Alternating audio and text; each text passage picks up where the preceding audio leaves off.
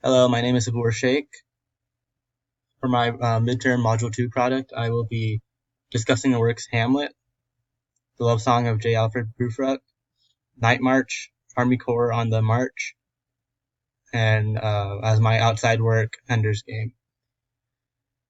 Hamlet is an outcast as he is different from everyone else. He lost his father at a young age and is considered royalty. He is an involuntary outcast as he is knowledgeable on topics the rest of society is not, such as how his father had really died. He is a voluntary outcast through his actions as he puts on a facade as a delusional, enraged man, fooling and separating those around him. In The Ender's Game by Orson Scott, Ender is an outcast by choice as well. He chooses to go against the societal approach of using aggression in problem solving. Going back to Shakespeare, um, we should know how Hamlet suffers from inaction and hesitation.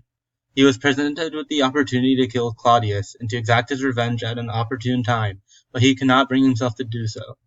Hamlet spent the majority of the play planning his revenge on Claudius, only to fail to do so when the opportunity presents itself. The historical focus includes the prevalent topics of the time in which this was written and considers the intentions of the author, Shakespeare. The 1600s in the United Kingdom had an emphasis on religion, in present-day United Kingdom, had an emphasis on religion. New criticism does not account for the context in which the work was written, and is solely based on the text. So, historical literature criticism, which would take into account the religion of the time period and place.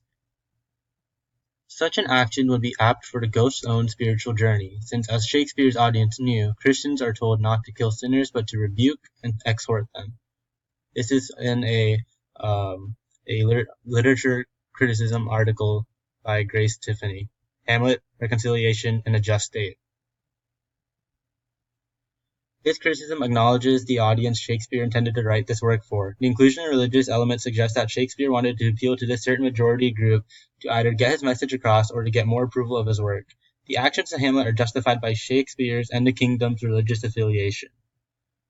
This literary criticism by Grace Tiffany also includes new criticism, in which Hamlet's obligation to publicly fix their civic mistakes, to restore justice to Denmark and Norway in the eyes and with the consent of a noble and international audience, justifies his action. This could potentially explain why Hamlet made certain decisions such as refraining from killing Claudius as he does not want to step into power the same way Claudius had. In The Love Song of J. Alfred Prufrock, it's based on the same topics of inaction and hesitation as Hamlet, in addition to a misconstrued self-conception and low self-esteem.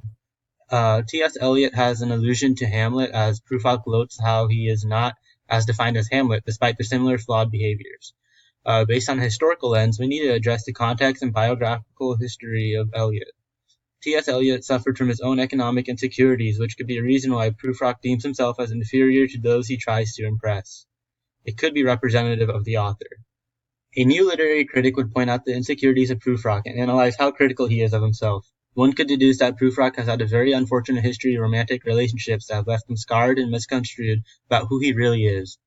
Both lenses provide an interpretation of the work, but each to a certain extent. In this case, the general consensus is the same for The Love Song of J. Alfred Prufrock.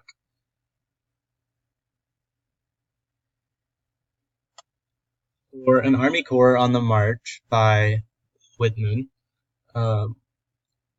the author deems a whole group or an army of people as outcasts rather than one individual like in Prufrock or Hamlet.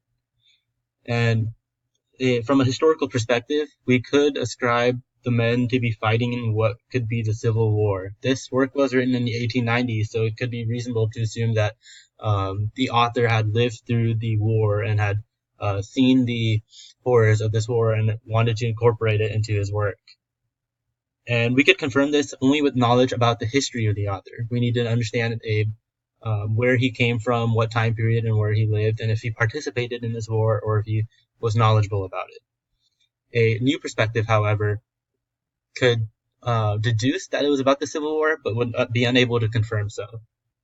It would be difficult to determine the literary meaning of this work without referring to outside information, which is why we would have to use a historical lens for this piece. A Night March by Melville, on the other hand, may seem to talk about war as well, but it refers to something else on a figurative level. Through a new critical lens, The bright and natural diction such as gleam, beaming, and twinkling, as well as the setting and motion of the soldiers suggest that this poem is about stars. Perrine further expands his analysis to deduce that this poem is about the existence of God and how the stars are followers, making the outcast and non-believers. This was difficult to ascertain using a new literary criticism. However, using a historical perspective, we can realize that a century ago religion was very uniform and prevalent in the setting that this was written. By reading Melville's biography, we can also learn that he was questioning his own faith at the time in which this was written, hinting that this is the focus of the work.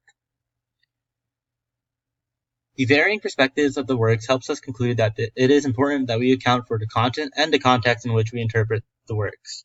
Through a new perspective, we may be limited information given to us outside the work, but we can deduce new ideas and formulate our own understanding of the poem. Through a historical perspective, we can understand why the author wrote this work based on their own background, the time period in which this was written, and important characteristics. There is not necessarily a right or wrong interpretation of a work, just a different viewpoint and perspective, given context and information. Thank you. This is Sabur Sheikh.